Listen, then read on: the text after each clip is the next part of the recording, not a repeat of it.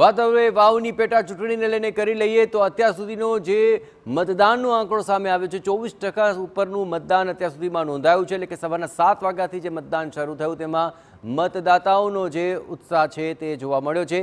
તો વિવિધ મતદાન મથકો ઉપર ઈવીએમ ખોટાવાના મામલે ગેનીબેને ખાસ આક્ષેપ લગાવ્યા હતા અને તેઓ અલગ અલગ મતદાન મથક પર પણ પહોંચ્યા છે અને જ્યાં જાત સમીક્ષા કરી રહ્યા છે। આપણે જણાવીએ કે અહીં ગેનીબેન ખાસ એ તમામ વિસ્તારોમાં જઈ રહ્યા છે કે જ્યાં ઈવીએમ ખોટકાવાના મામલા સામે આવ્યા હતા અને તેઓ પોતાના વતન આખરે મતદાન કરવા માટે પહોંચ્યા। થોડું મોડું આવવાનું છે એટલે મીડિયાની પણ માફી માંગુ। આ મતદાન એ આવનાર સમયમાં 2027નું રણસિંગું એ આ વાવ વિધાનસભાના પરિણામ ઉપરથી જ્યારે ફૂંકાવાનું છે ત્યારે બનાસકાંઠા જિલ્લો એ સમગ્ર ગુજરાતની અંદર 26 સીટો ભારતીય જનતા પાર્ટી 5 લાખના પ્લસથી લોકસભામાં જીતવા માંગતા હતા।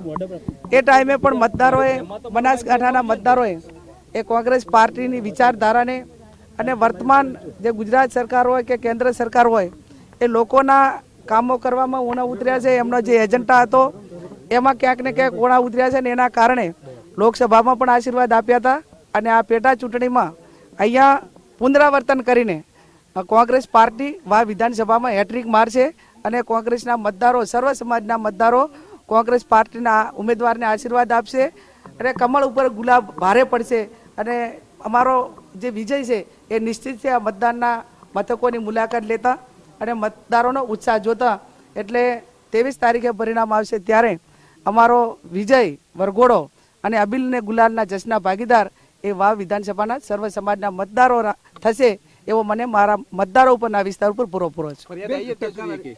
ટકાવારી જે પ્રમાણે મતદાનની છે અત્યારે લગભગ 24% ઉપર મતદાન જતું રહ્યું છે, શું લાગે છે મતદાન હજી વધશે અને વધશે તો ક્યાં તરફ ફાયદો?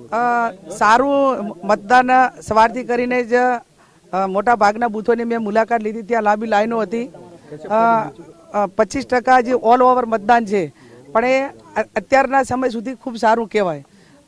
જે જાતિ સમીકરણના આધારે પણ પોતપોતે ઉમેદવારો પૂરા પ્રમાણમાં મતદાન થાય એવા એમના ટેકેદારોના બધાના પ્રયાસો રહેશે।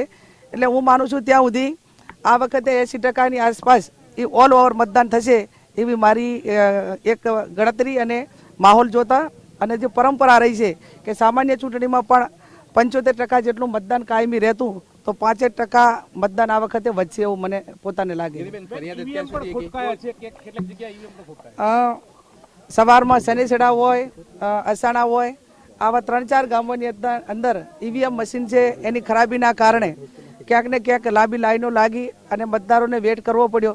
એક ખાલી પેટા ચૂંટણીમાં પણ જે મશીનરી તૈનાત હોવી જોઈએ એ ક્યાંક ને ક્યાંક અભાવ રહ્યો એવું મને પોતાને લાગે છે, પણ એ ટેકનિકલ બાબત છે અને એનું સોલ્યુશન થઈ ગયું છે ને હવે મતદારો પૂરું મતદાન કરી રહ્યા છે। બેન, બીજી કોઈ પણ પ્રકારની ફરિયાદ જે પ્રચાર દરમિયાન આપે આક્ષેપ લગાયા હતા એવું ક્યાંય આપણને લાગી રહ્યું છે? એ બધું જ્યાં રૂલિંગ પાર્ટી જેને લોકશાહીને માનતા જ નથી, માત્ર પૈસા સામ દામ દંડ ભેદને જે દબાવની રાજનીતિ છે એ એમના એકદમ ઉપેલામાં આવી ગઈ છે વર્તનમાં અને વર્તનમાં ને હવે પછી તો હું માનું છું કે એમના વારસામાં જ ખોટું કરવાનું, જૂઠું બોલવાનું, લોકોને ખોટા વાયદા આપવાના અને કેફી પદાર્થોથી ચૂંટણી જીતવા માટેના પ્રયાસો કરવાના, યુવાનોને કેફી પદાર્થોથી બરબાદ કરવાના આ એજન્ડા એમનો આજનો નથી, કાયમી રહ્યો છે।